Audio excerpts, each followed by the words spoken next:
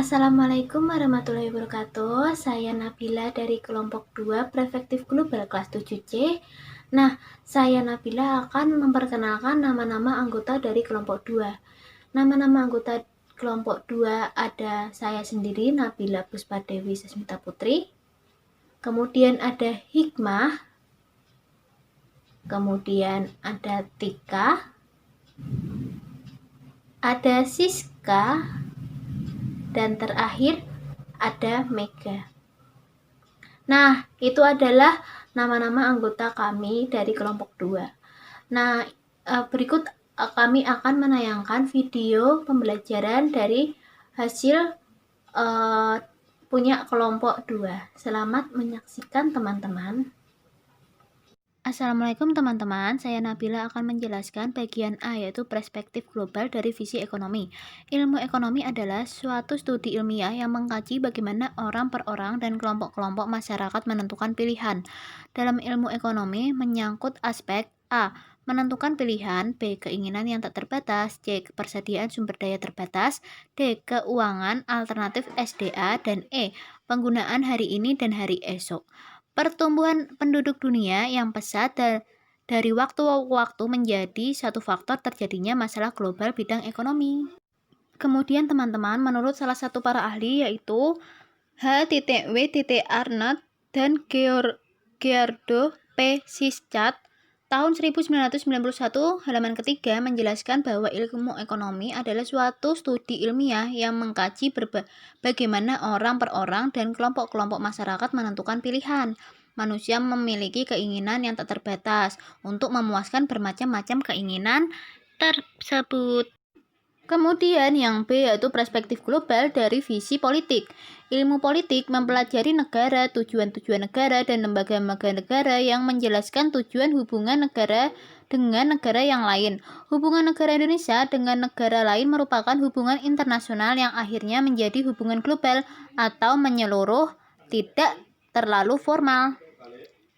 Kemudian ada hubungan antar negara ditinjau dari jangkauannya. Yang pertama yaitu jangkauan regional, yaitu hubungan antar bangsa atau antar negara di kawasan tetangga, misalnya kawasan Asia Tenggara.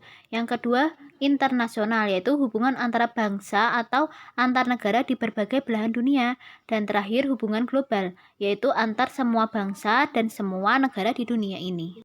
Sehingga dapat dijelaskan bahwa politik luar negeri Indonesia adalah bebas aktif yang menjadi landasan kerjasama di bidang ekonomi dengan negara lainnya. Bebas artinya bangsa Indonesia tidak memihak pada salah satu blok yang ada di dunia. Jika bangsa Indonesia berhak bersahabat dengan negara manapun, asal tanpa ada unsur ikatan tertentu. Sehingga perspektif global dari perubahan peta politik tersebut membawa dampak pada berbagai aspek hubungan luar negeri Indonesia. Perspektif global dari visi geografi. Geografi adalah ilmu tentang keruangan. Konsep ruang dalam geografi yaitu permukaan bumi 3 dimensi, darat, air, udara. Ruang permukaan bumi, ukuran dan jaraknya yaitu lokal, regional, dan global. Perspektif lokal dari perkampungan satu bersambung menjadi perkampungan yang lebih luas, yang menghubungkan yaitu jalan, alat angkutan, arus barang, dan manusia. Suatu wilayah atau kawasan mengalami perkembangan, yaitu pemukiman penduduk, tempat perbelanjaan, pasar, jalan, jumlah penduduk menjadi lebih luas. Perspektif regional, adanya perubahan dalam ruang. Misalnya, hutan menjadi lahan pertanian, pemukiman, kawasan industri, jalan, lapangan. Dampaknya, perubahan tatanan air, tumbuh-tumbuhan, hewan, dan cuaca. Contohnya, yaitu di kota Jakarta, Bogor, Tangerang, dan Bekasi sekarang bersambung menjadi Jabodetabek, dan dampaknya bagi kehidupan yaitu dari aspek sosial, budaya, psikologi, maupun politik. Perspektif global, tak ada batas ruang maupun waktu antar negara-negara di dunia. Pengaruhnya dari kemajuan teknologi dan dampaknya terjadi interaksi antar negara, misalnya pakaian, makanan, kesenian, dan perdagangan. Jadi, hampir 100% geografi berkenaan dengan penerapan perspektif global. Buktinya, pemanasan global, meningkatnya karbon dioksida dari efek rumah kaca di atmosfer. Selain itu, suhu di permukaan bumi menjadi naik. Pencairan es di kutub, dampaknya permukaan air laut menjadi naik. Perspektif global dari visi sosiologi. Menurut Frank Hankis, sosiologi adalah studi ilmiah tentang fenomena yang timbul akibat hubungan kelompok-kelompok umat manusia dan lingkungan manusia dalam hubungannya satu sama lain. Dalam sosiologi, objek yang menjadi sorotan utamanya yaitu hubungan antar manusia, terutama dalam lingkungan yang terbentuk oleh manusia sendiri atau disebut lingkungan sosial. Objek utamanya adalah hubungan antar manusia dalam lingkungan sosial di mana terjadi interaksi sosial yang semakin hubungannya satu sama lain. Dalam sosiologi, objek yang menjadi sorotan utamanya yaitu hubungan antar manusia, terutama dalam lingkungan yang terbentuk oleh manusia sendiri atau disebut lingkungan sosial. Objek utamanya adalah hubungan antar manusia dalam lingkungan sosial di mana terjadi interaksi sosial yang semakin lama semakin luas dan berkembang. Mulai dari keluarga, teman sepermainan, tetangga sekampung, sekota, regional provinsi, sampai ke tingkat global antar bangsa. Perspektif global dari visi sejarah. Perspektif sejarah mengacu pada konsep waktu atau waktu yang telah lampau, tapi dapat digaji untuk memprediksi kejadian-kejadian yang akan datang. Perspektif sejarah tentang tokoh-tokoh, bangunan, perang, pertemuan internasional dapat dimunculkan sebagai pendidikan serta pengembangan sumber daya manusia generasi muda untuk memasuki kehidupan global. Yang pertama, tokoh agama, nabi, rasul tidak hanya mempengaruhi umatnya waktu itu, tetapi menjadi pola perilaku dan teladan secara global. Yang kedua, bangunan Ka'bah, piramida, tembok besar, Taj Mahal, dan Candi Borobudur itu semua merupakan bangunan keajaiban dunia. Tidak hanya bernilai sejarah saja, tapi bernilai global yang mempersatukan umat manusia. Yang ketiga, tokoh sejarah tidak hanya mempengaruhi ilmu sejarah saja, tapi juga ilmu yang lain. Yang keempat, perang di berbagai kawasan, terutama perang dunia, tidak hanya dilihat dari dahsyatnya senjata saja dan ngerinya pembunuhan umat manusia, tetapi diungkapkan nilai kemanusiaannya. Yang kelima, pertumbuhan internasional yang bermakna sejarah, misalnya Konferensi Asia Afrika. Pada konferensi itu menyadarkan bahwa Asia dan Afrika akan haknya sebagai umat manusia. Yang F, perspektif global dari visi antropologi. Menurut F.A. Hubel, antropologi adalah studi tentang manusia dengan pekerjaannya. Lebih menitikberatkan kepada kebudayaan sebagai hasil pengembangan akal pikiran manusia dan perkembangan budaya dengan kebudayaan dalam konteks global. Hakikatnya, perkembangan aspek kehidupan apapun dimulai dari tingkat lokal sampai ke tingkat global. Sudut pandang antropologi terhadap perspektif global berarti mengamati, menghayati, memprediksi perkembangan kebudayaan secara menyeluruh yang aspek serta unsur-unsurnya itu berkaitan satu sama lain, terintegrasi dalam kehidupan umat manusia. Misalnya, pertunjukan kesenian keliling dunia, kunjungan anggota DPR ke seluruh dunia, pertukaran pelajar antar negara, dan pertemuan berbagai pakar dari berbagai bidang pengetahuan. Perspektif global dari visi bidang transportasi. Dari perspektif budaya, kita semua dapat mengamati dan merasakan perkembangan alat transportasi dari waktu ke waktu. Perkembangan transportasi yang terjadi dari waktu ke waktu tersebut tidak terlepas dari pemikiran manusia yang terus-menerus berpikir untuk menciptakan sesuatu yang baru dan bermanfaat bagi umat manusia di muka bumi ini. Dan terciptanya sesuatu yang baru tersebut juga karena ilmu pengetahuan yang terus berkembang dan maju, terutama pengetahuan yang berhubungan dengan iptek. Dan perkembangan transportasi ini juga sebagai salah satu perkembangan budaya.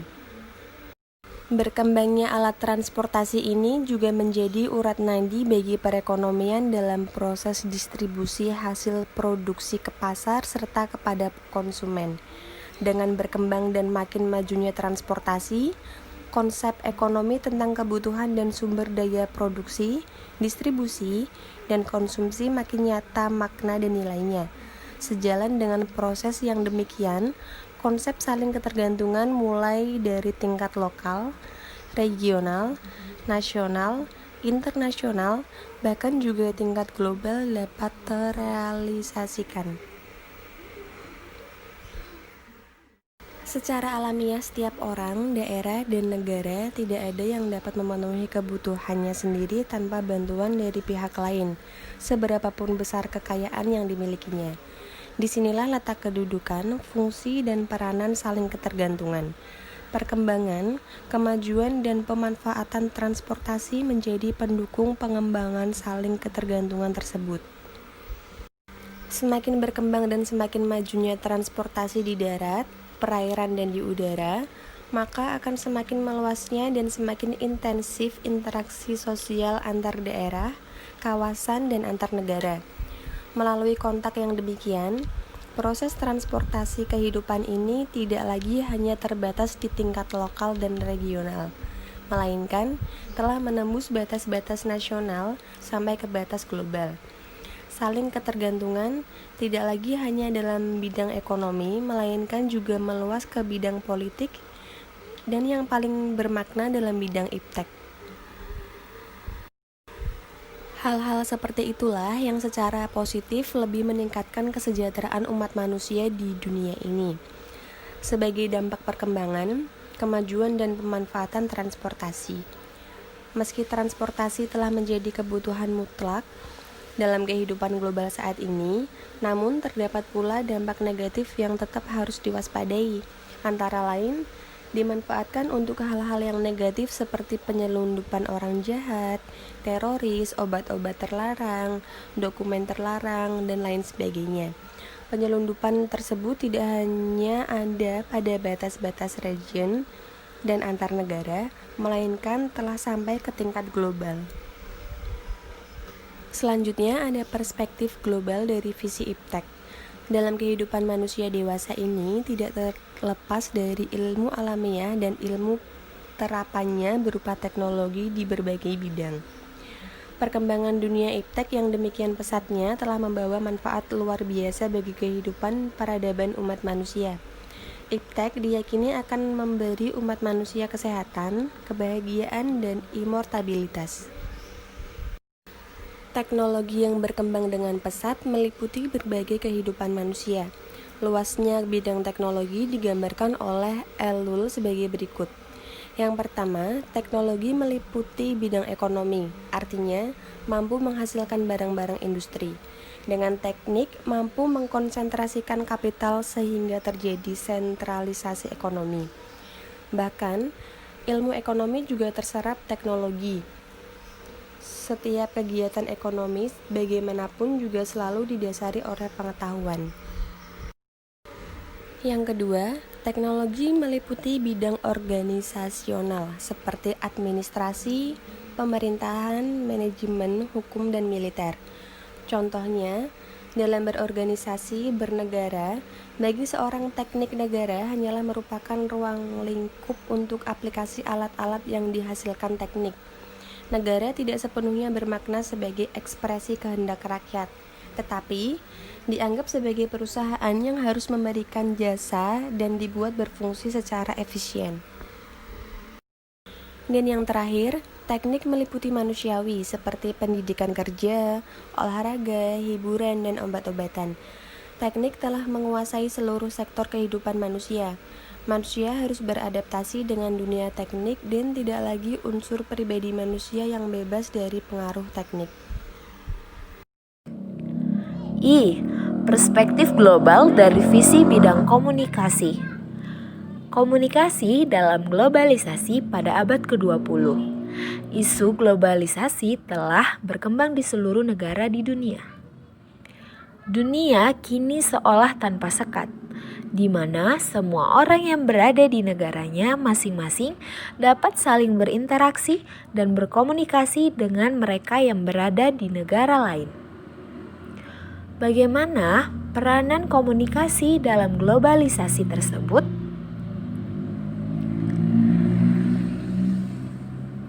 Komunikasi merupakan sarana saling pengertian internasional dalam menghadapi kehidupan global penuh masalah dan tantangan hari ini serta masa yang akan datang.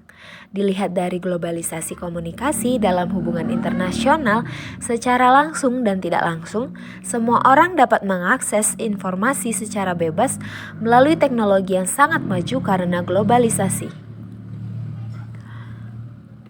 Fungsi komunikasi internasional adalah 1. Mendinamisasikan hubungan internasional yang terjalin antara dua negara. 2. Membantu menunjang upaya-upaya pencapaian tujuan hubungan internasional. 3. Merupakan teknik untuk mendukung pelaksanaan politik luar negeri bagi masing-masing negara. J. Perspektif global dari visi bidang internasional. Lembaga internasional baik perserikatan bangsa-bangsa maupun organisasi-organisasi independen memiliki kedudukan fungsi dan peranan ketergantungan antar bangsa dan negara yang berada sistem politik, ekonomi, budaya, serta keadaan rasialnya. Ketergantungan antar wilayah, antar negara, dan antar bangsa serta ketergantungan antar ekonomi dan ekologi merupakan tuntutan nyata yang mampu menyeimbangkan antara kesejahteraan hidup umat manusia dengan kelestarian lingkungan. Maka dunia internasional dituntut untuk memberikan bimbingan agar ketimpangan antara ekonomi dengan ekologi ini tidak terjadi. Karena jika degradasi lingkungan ini terjadi, dampaknya tidak hanya menimpa negara yang menerima relokasi, melainkan akan meluas ke dunia internasional, bahkan juga mencapai batas global.